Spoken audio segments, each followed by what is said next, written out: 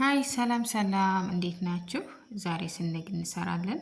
ለሚያስፈልጉ ነገሮችን አትክልት አጥቤ በዚህ መልኩ ከትፋለሁ። መጀመሪያ አንድ ራስ ሽንኩርት ከተፍኩ። በደንብ ድቅቅ አድርጌ ነው የምከትፈው። ይሄም ከደቀቀ ቃሪያ ውስጥ ለመግባት አያስቸግርም ማለት ነው።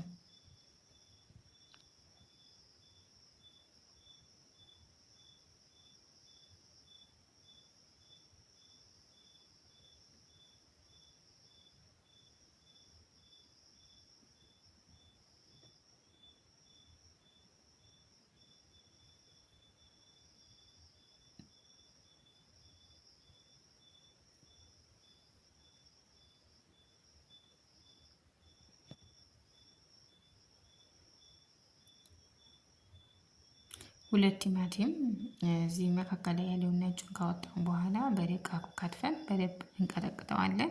በደንብ ድቅቅ ቢል መልካም ነው። ለነገርኳችሁ ቃሪያ ውስጥ ለመግባት ብዙም አያስቸግርም። ለዛ ነው እኔ ከትፌ በደንብ አድቅቄዋለሁኝ።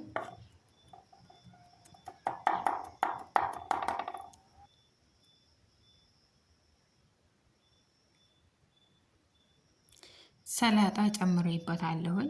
በደንብ አድርጌ ነው የከተፍኩት። መካከል ላይ ያለውን ግንዱን ካስወገድን በኋላ ቅጠሉን ብቻ ማነው በደንብ አጥበን እንደዚህ አድርገን ከትፈን ጨምረዋለን።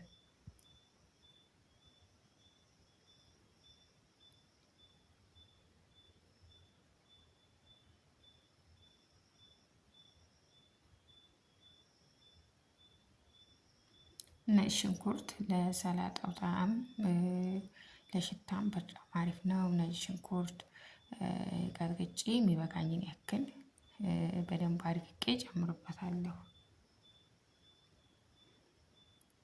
ሁላችሁም የእናንተን አሰራር ንገሩኝ። ኮሜንት ሴክሽኑ ጋር የፈለጋችሁትን ጥያቄ ጠይቁኝ።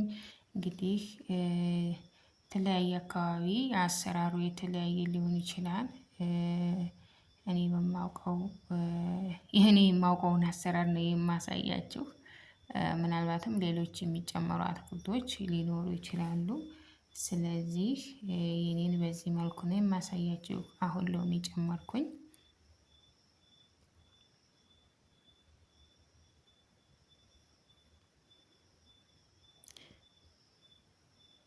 እሺ ተመልካቾቼ ሎሚ ጨምሬያለሁኝ።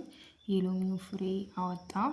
ከዛ ጨው፣ የተፈጨ ቁንዶ በርበሬ፣ ዘይት አድርገን እንጨምርበታለን። ከዛን በደንብ እናቀላቅለዋለን።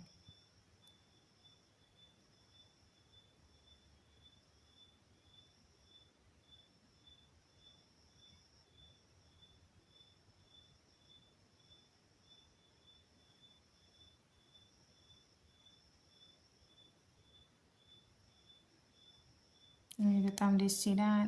ቀመስኩት። ቃሪያ ውስጥ ከማስገባቴ በፊት ቀምሼው ነበረና ትንሽ ጨው ይፈልጋል። ጨው ጨምሬበታለሁ። እንግዲህ ተመልካቾች አጥቤ ያዘጋጀሁት ቃሪያ አለ።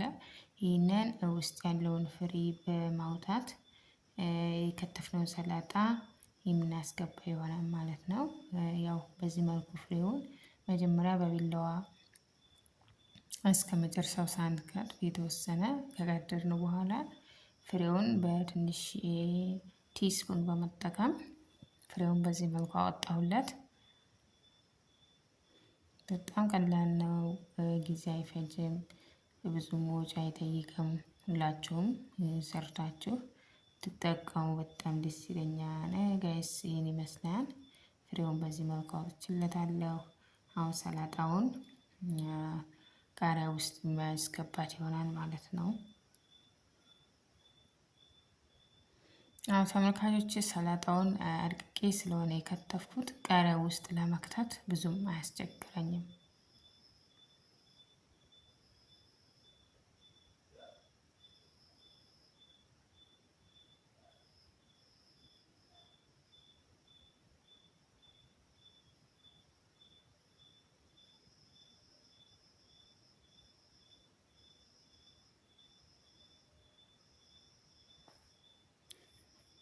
እንግዲህ ተመልካቾቼ በዚህ መልኩ የዛሬው የስንግ አሰራር ቀላል ነው በጣም